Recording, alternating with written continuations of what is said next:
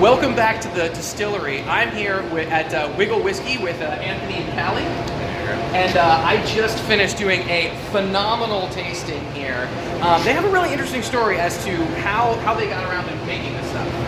Sure. So the name Wigle comes from Philip Wigle. Wigle. We get a call once a week, usually asking us to settle a bet if we can pronounce the name the way we actually pronounce the name.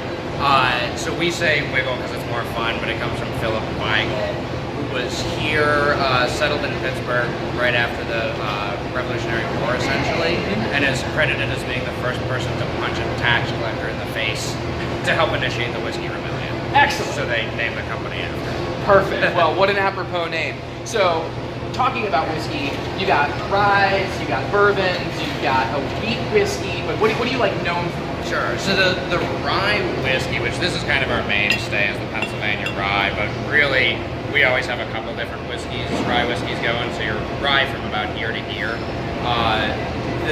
This guy used to be called the Monongahela rye after the river.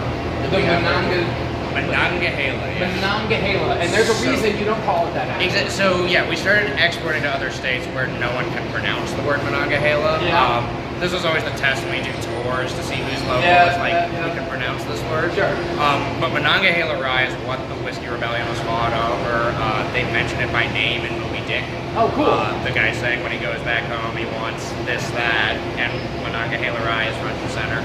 Excellent. So that was, Western Pennsylvania in particular was really the birthplace of American whiskey before bourbon was even a thing. So everybody's talking about Kentucky bourbons. Yes. Not Kentucky. Yes. We are allowed to make bourbon here too. Oh, excellent. Yes. As we made in the U.S., but we're allowed to make it. We're allowed to make it. All right. So, rye whiskey is really kind of our big thing because of all the history that happened with it. Okay. Ours is a little bit different. Most of the rye whiskeys that we do, the mash bill is actually using a proportion of wheat, which is now when you say different. mash bill, for people who don't know, what does that mean? So mash bill is the proportion of grains that make up the ingredients of your whiskey. Sure. So whiskey is anything distilled from grains primarily. And if you're going to be a bourbon, right, it has to be at least 51% corn. There's some other specifications and a difference depending on what country you're in, but for most American whiskeys, if they're naming the grain, calling it bourbon would imply corn. It has to be at least 51% of that grain put into a new charred oak barrel. There's a couple other specifications depending on different types, but you can do a whole video on that easily. I figured. Yeah. So, but it's not just whiskeys and ryes. You also make rums, you make bitters, you make gin. A staggering number of products. A staggering number of products. I mean, just look around. There's no way you can try them all in one go. Yeah. Despite that, I would probably want to try it, but let's not go there. The gin, though. Talk to me about the gin. So the gin is interesting. I mean, we just had the American Craft Spirit Awards in Pittsburgh this year, which was great because the gin won Best in Show. Best in Class. Best in Show for the gin category. The bourbon actually won a gold. We're the most awarded craft distillery in the country, partly because we make a bunch of stuff. Yeah. But so this is Giniver. Yes. What is that as opposed to just gin? Sure. So gin, what most people are familiar with gin is the London dry gin, which is basically something relatively new in the world of spirits. Gin using a drier set of botanicals usually and a vodka for the base, so a neutral grain spirit, where you're not tasting that base spirit much at all. Right. With this, we're using essentially an unaged rye whiskey, so that you're actually tasting some of the flavor that you're getting from the base spirit, as opposed to it just kind of being a medium for the botanicals. Gotcha. So if you walk into a store and buy a gin, it is more than likely a London dry gin. So when I tried this one, I was really astounded because it has that really nice balance between like a cucumber rind, almost like a bitterness, and then floral components. So if you wanted to add a cucumber and a lime with some seltzer, that's a perfect way to go. If you want to add some lavender bitters or some of the other bitters which they make, and then go more the floral route, also easy to go there. It goes both ways, which you cannot say about most gins.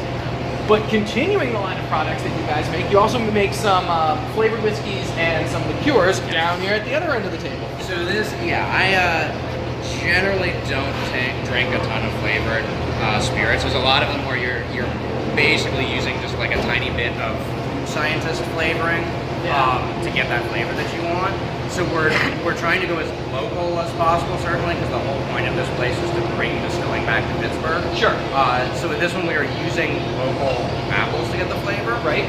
We're actually. So this is an apple whiskey. An apple whiskey, yeah. So Walkabout's an apple whiskey with Johnny Appleseed on the front there, who actually settled in the area for a while. So basically, whiskey, take off a little bit, and you said you added frozen apple juice, or? So what we're doing with that is we're essentially proofing the whiskey down with a non-alcoholic apple cider. Right. In order to get as much flavor as possible in there without reverting to the food scientist stuff. Yep. We're basically freezing these buckets of cider about halfway. Yep. So the water is going to be the first thing to freeze out, and you're left with all the flavor in the middle. So they also apparently add staves of apple wood, which you can't really make a barrel out of because apple it's not very watertight. You wouldn't want to go there. But this one, you definitely taste that sweetness. It's almost like almost a red delicious apple, but not the cardboardy kind, like the good kind. A little bit of tartness. A little bit of good tart, sweetness. but so and then when it really sticks in your mouth. I mean, some whiskeys have a burn that kind of lasts. This one, that sweetness lingers, and it lets you drink it more slowly, which is a good thing. Because these things have been so good. We only really covered 3. There's a lot more to try here. So come down to Wigle, try a whole bunch of their stuff, but this isn't the only place where you sell this kind of thing. No. We have our Barrel House location, which is on the north side of Pittsburgh. Okay. Which is a whiskey garden that is attached to one of our barrel houses. Right. We also have a location downtown in the Omni William Pitt Hotel. That's a tasting room. That's a tasting room. More of a sit-down bar setting. Has a really cool absinthe drip. Like looks like it's out on Hogwarts. It's great. Okay.